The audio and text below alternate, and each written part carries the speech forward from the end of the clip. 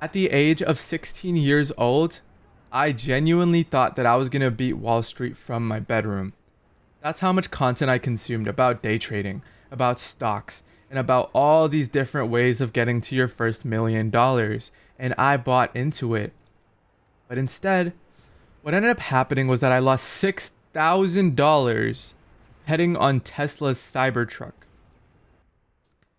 So, yeah, here's what no one told me before I clicked buy via options trading or day trading. It goes by many names.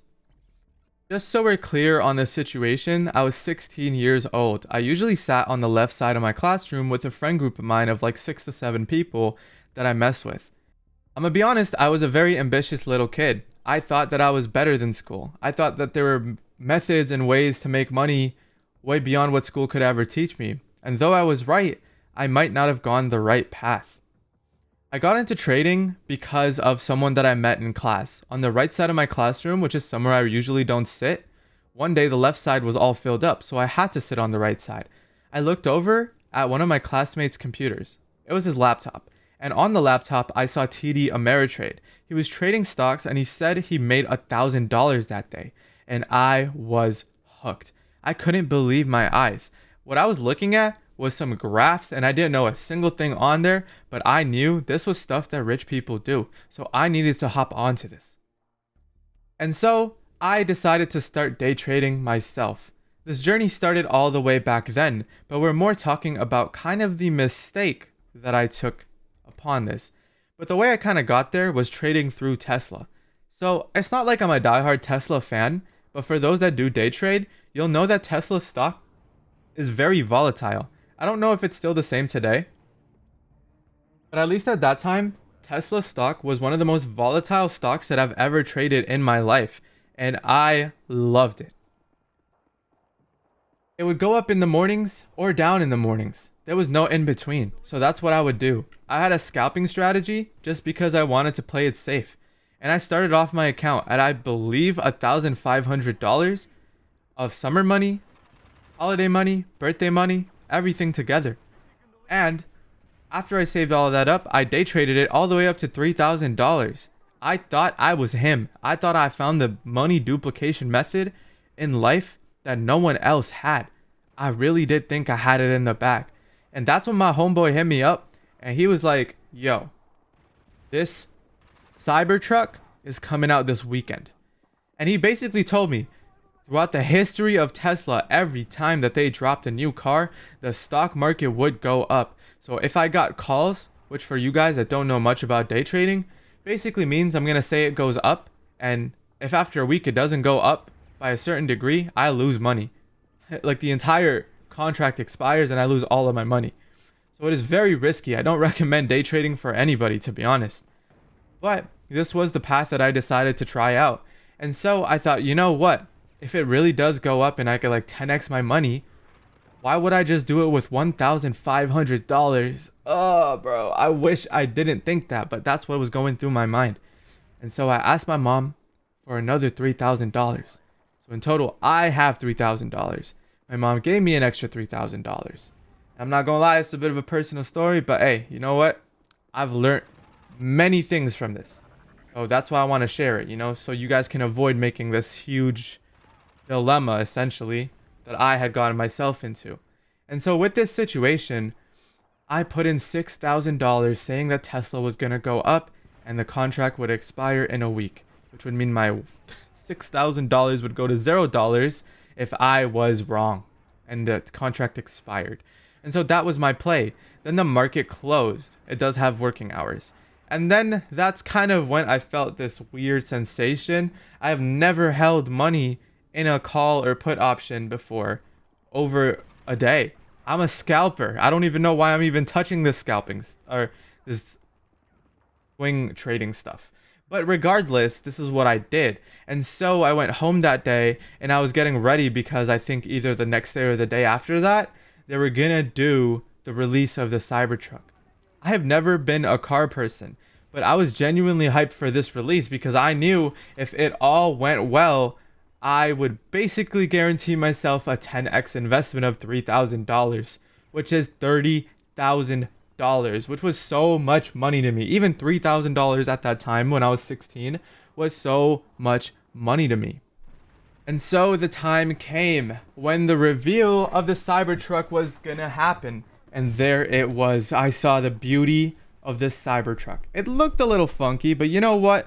I knew that they were diehard fans of Tesla even before I started the stock stuff, so I thought I was in a good position. That's when it happened. Elon Musk came out with the claim that it was bulletproof, which was one of the factors I was gonna sell it to people.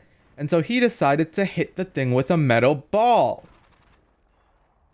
Now you would think that'd be a really odd way to demonstrate it. But he decided to do that and the window cracked. And just as fast as the window cracked, so did my mental state. Immediately, even at after hours, the stock dipped a little bit. But I was kind of hopeful. I was thinking it would die off and people would forget about it for a little bit, just after like a day or two. But I couldn't believe it. This gut-wrenching, sinking feeling in my stomach was horrible. I hated it so much. And so I was just hopeful. I was just optimistic. I turned off my laptop and I just went to sleep, going into school the next day, afraid to look at my day trading account. And I opened it to see less than $100 sitting in my day trading account. That's $6,000 that I had to day trade with. The $1,500 I worked my butt off to make.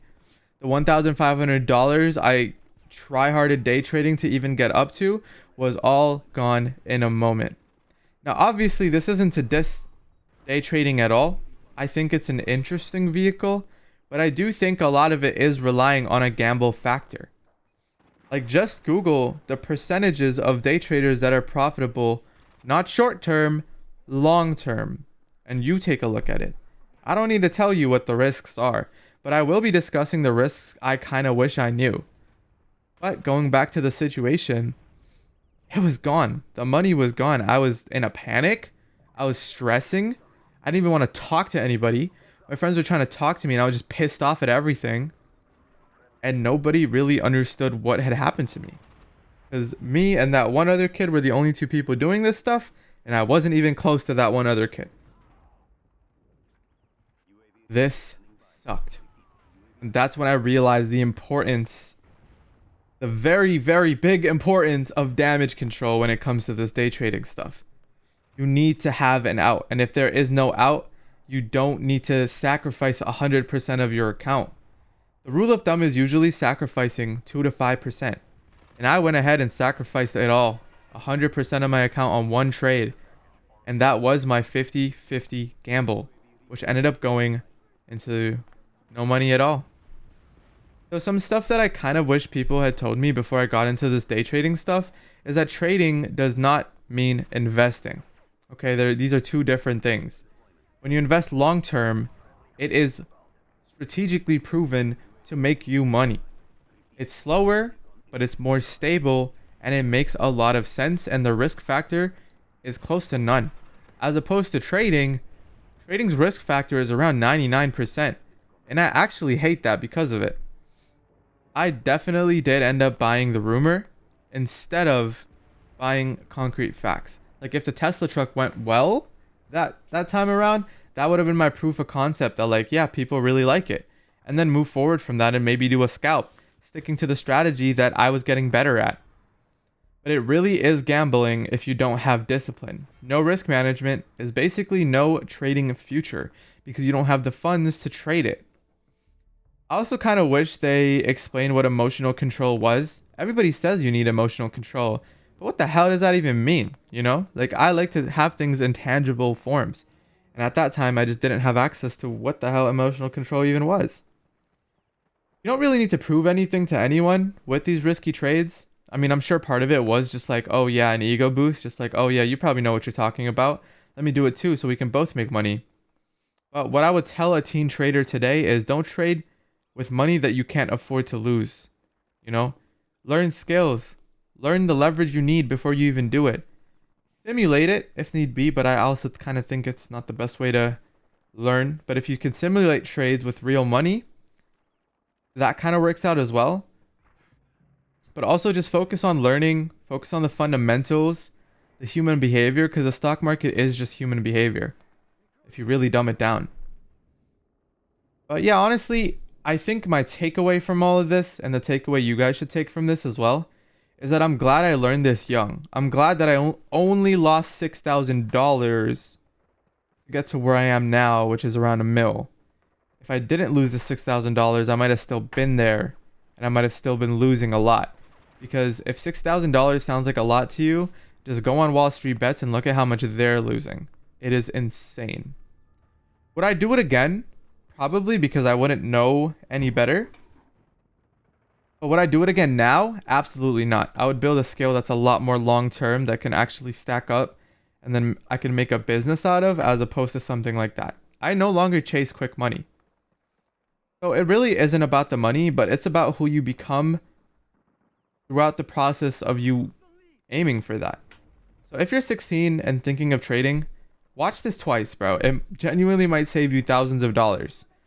But if this helped you, or if you were able to relate even to a smaller degree, feel free to subscribe. And by the way, I got a Discord community going on. I'm trying to grow that out. So if you want to join, you can message me there.